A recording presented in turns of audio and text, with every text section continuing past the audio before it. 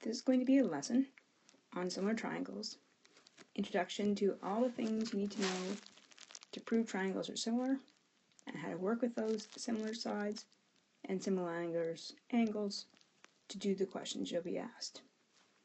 If you look at the question that I have in front of you, these two triangles, you may suspect that these triangles look the same. You have no way of knowing that until you're told certain information. For example, if I put a symbol that's the same in V and Y, what I'm saying is that angle V is equal to angle Y. Put another symbol in angle U and angle X, I can then list that angle U is equal to angle X. Now that's actually enough information for you to prove that angle T and angle W are the same. Because if you gave each of those angles a measurement and say that angle V was equal to 80 and angle Y was equal to 80, and you said that angle U was equal to 40, then angle T would have to equal 60. Because in grand total, they have to all add to give you 180. So if you have one angle that's 80 and one angle that's 40, that's 120. Therefore, the third angle would have to equal 60 in both triangles. Without actually telling you that third angle, I can then prove that the angle T is equal to angle W. Therefore, if I have three equal angles, I know those triangles have exactly the same shape. That's all that I know for now, is they have the same shape.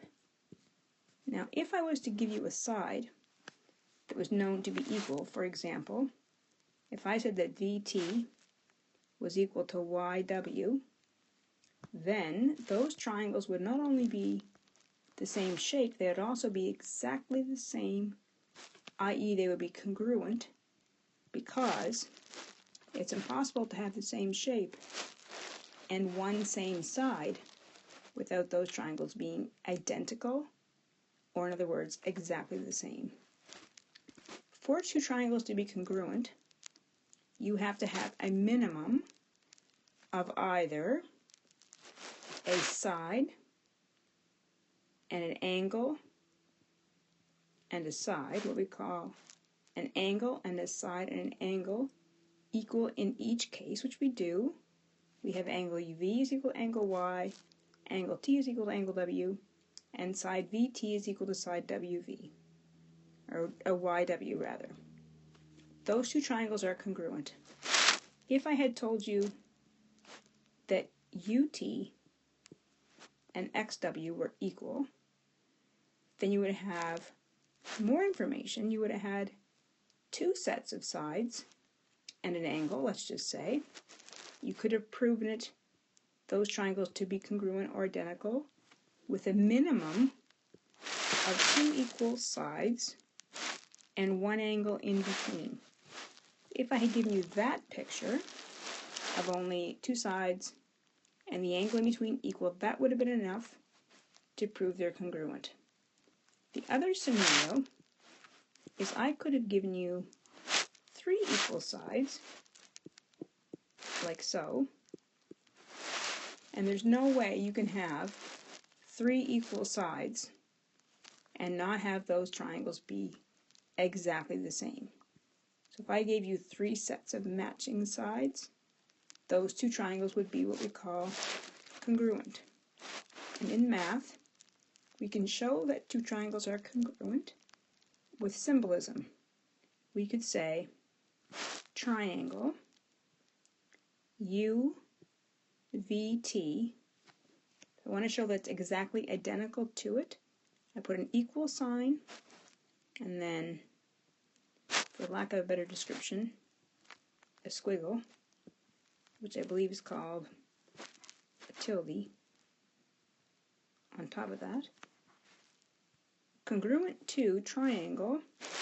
Now the order of the next set is critical. If you're going to start with angle U, triangle on the left, you've got to start with the identical angle triangle on the right. You've got to call it triangle X, and you must use this. So I have U and X match.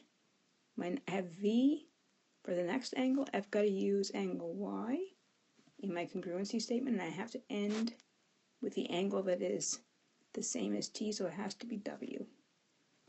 I could have written another way, like for example, I could have said triangle V U T is congruent to, my next half of my congruency statement would have to be the same order, the angle on the top, which would be Y, the angle on the left, which would be X, and the angle at the bottom, which would be W. The order very much matters. What I'm getting at for this particular example is an understanding of what the word congruent means. Congruent means that they're equal in every way. Each sets of sides are equal in length, and the angles that correspond, i.e. the first, second, third, are also equal. So equal angles and equal lengths. And that's what congruent means. Equal angles and equal lengths. Congruency. This concept of congruency is actually not as important as the concept of similarity, which I'm going to show you in the next example. So here in example number 2, what I want you to notice is you have two triangles that are very much in appearance to be the same shape. How do we know that they're the same shape? First of all, we're told that angle A, where it has the one switch mark in the angle, that's exactly equal to angle P. We're also told that in the triangle on the top, angle B with the two switches is equal to angle Q. Therefore, if we have two angles that are equal inside of a triangle, by law, because I have to add to give you 180, the third angle will also be equal. So therefore, angle C is going to equal angle R. That's because two angles plus the third have to always add to give you 180. I'm going to now mark the angle R, angle C, and angle R are now identical. We know that because two angles are equal, therefore the third angle is equal. These two triangles have the same shape, guaranteed. And when they are the same shape, we call those triangles, or rectangles, or five-sided figures, or whatever it happens to be. When they have the same shape, they are classified as similar. And when they're similar, we can make relationships about the lengths of the sides. It's pretty clear that these triangles don't have the same lengths, but they are related in that they are proportional. For example, I can say now with certainty that triangle ABC is similar to, I do that with two, no equal sign you'll note, similar to, not equal to, but similar to triangle, and the order very much matters. It must match the order of the first triangle in terms of the angles. So ABC is going to be, triangle ABC is similar to triangle PQR. Once I write it like that with what's called a similarity statement, I can then organize my thoughts and put down what sides that are corresponding, but not necessarily, and of course, won't be actually equal in length. For example, I can say side AB going to be proportional to the similar side PQ. I can say side AC is proportional to side PR. And I can say that side BC is proportional to side QR. The letters are not in random order, they are specific. They match. They go from, for example, AB goes from the angle marked with 1, switch to the angle marked with 2 in both triangles, AB, PQ.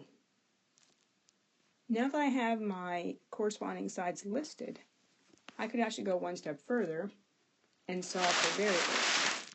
So I'm going to put an X on the AB. I'm going to put 2.8 on the side AC. I'm going to put 7.6 on BC.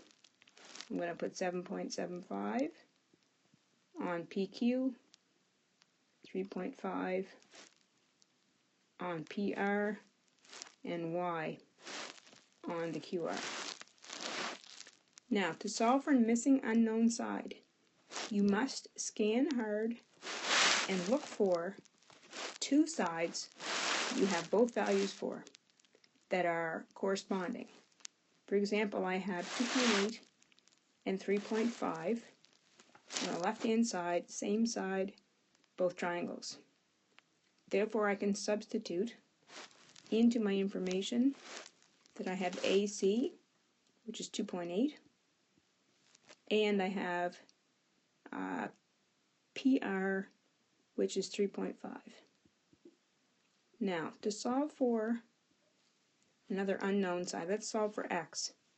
If we solve for X, then we're going to solve for AB. So AB is the X, and PQ is given as 7.75. Once you have it set up like this, it should be no trouble for you to solve based on your previous skills. Cross multiply 2.8 times 7.75 and divide it by 3.5, and that'll give you an X value of 6.2. Now to solve for Y, even though you found X, I do not recommend that you use the value of X to solve for Y in case you made a mistake. Recommend that you use the givens you have. So let's just say I'm going to use 2.5 and 2.8, 3.5. I can write in different order. I could put the big triangle on the bottom and the little triangle on the top, or backwards. Like I said, with the big triangle on the top, the little triangle on the bottom. So follow through. 3.5 over 2.8, and I want to solve for Y. Big triangle of the Y would go on the top. Little triangle, the corresponding side would be 7.6. That's BC. Cross multiply and solve. 7.6 times 3.5. Divide that by 2.8. Y is going to equal 9.5. And I've solved the missing sides. The most important thing to do is make sure that your proportions are lined up by being organized.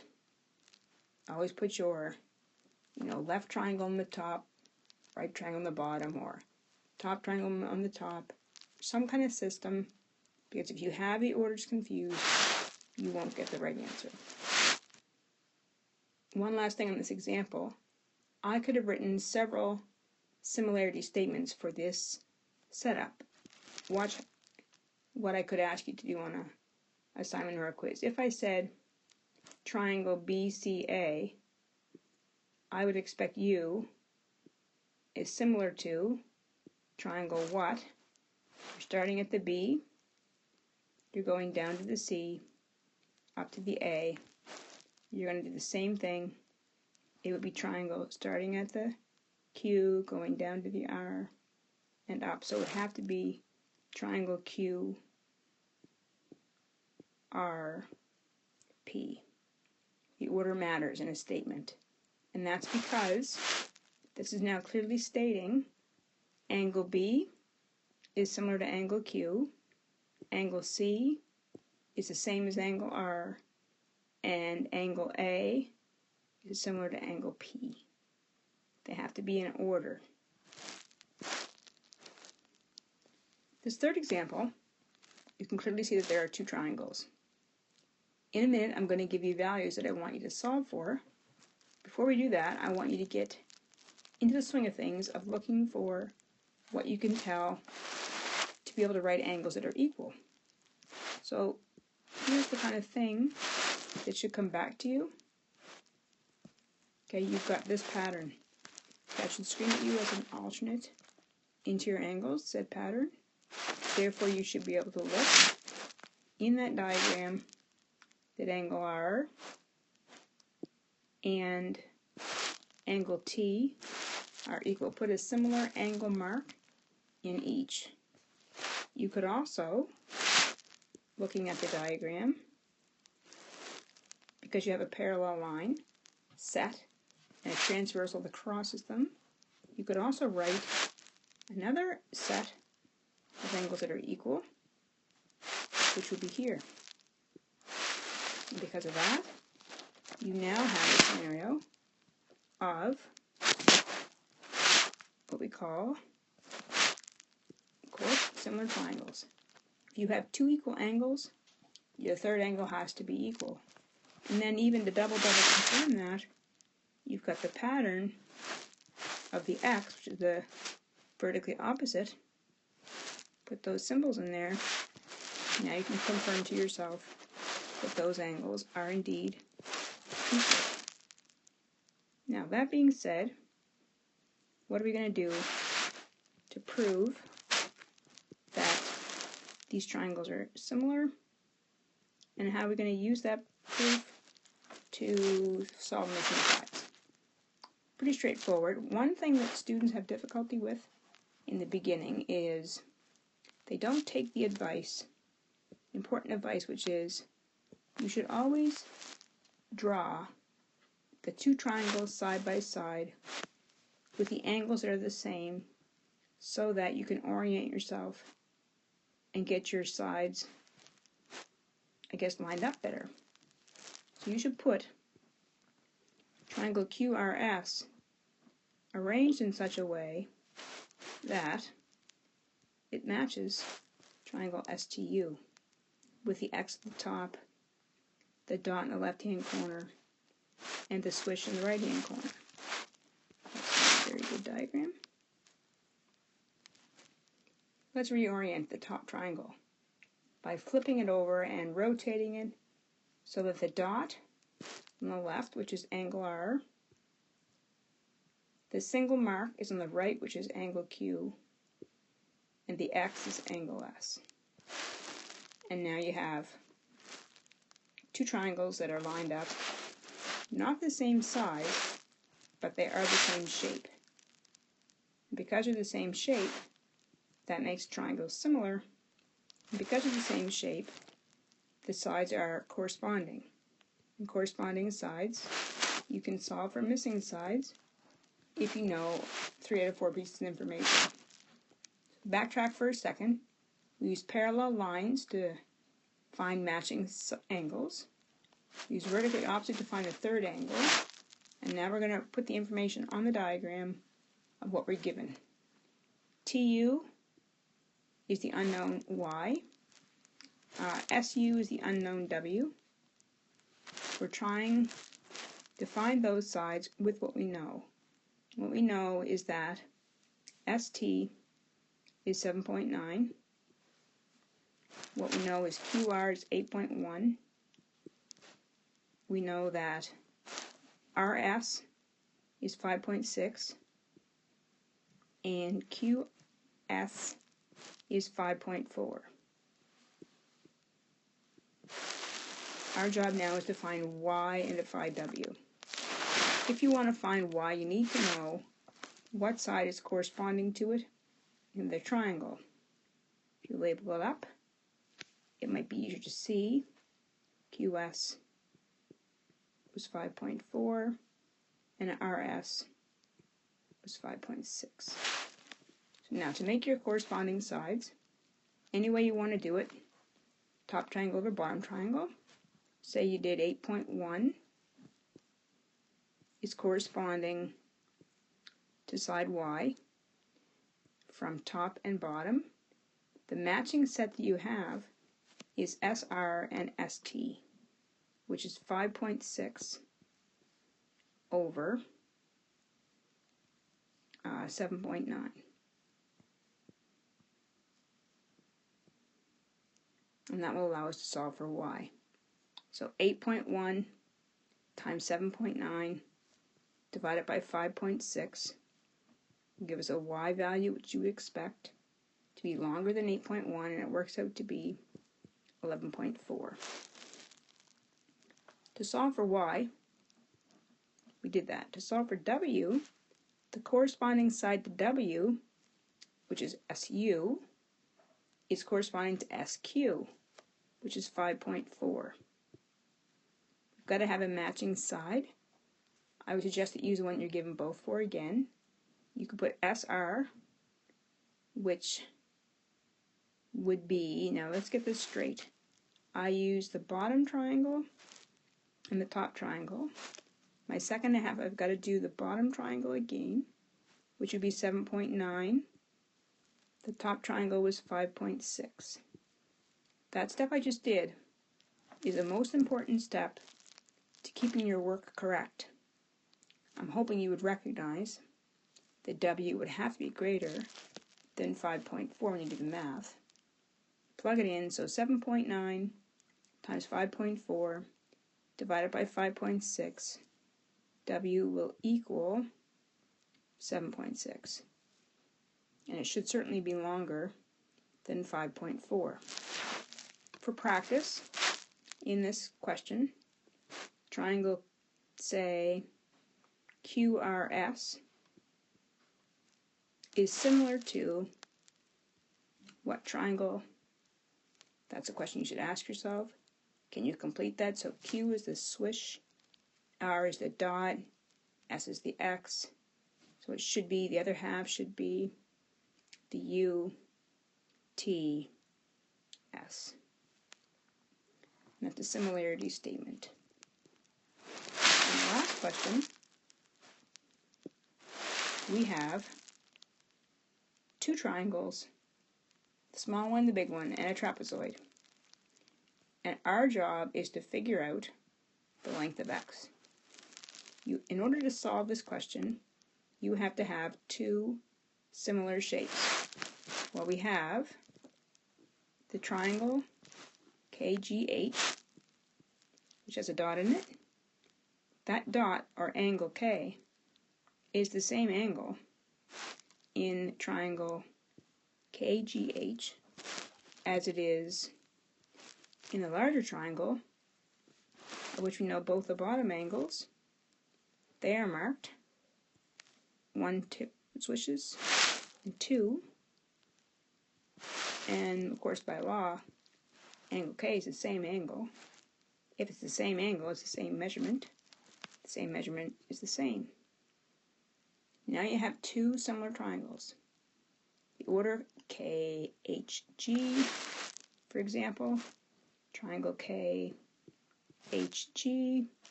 so down the right-hand side, would be similar to triangle KLJ. KG is 6, GH is X, JL is 15, and that should scream at you as being important because this side corresponds to this side. Now we don't have anything on our diagram for KH. We're going to have to work with this side and this side to be able to solve. So 6 is given. What about KJ? KJ is the total, which of course is going to be a 10. A little extra step there, but nothing terribly complicated. So to solve the question, make a ratio. The left-hand side, 6, is proportional to, that would be KG, proportional to HJ, which is 10. So top over bottom.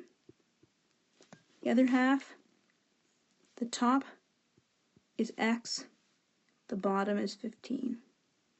When you cross multiply and solve, 6 times 15 divided by 9, or divided by 10, you'll get the answer 90 divided by 10. X is equal to 9. And that is how you make corresponding sides into proportion to solve for missing sides. There will be more practice questions in your booklet. I suggest you attempt those and check the answers at the bottom of the page, and look on the video if you want further explanation. Good luck with your assignment.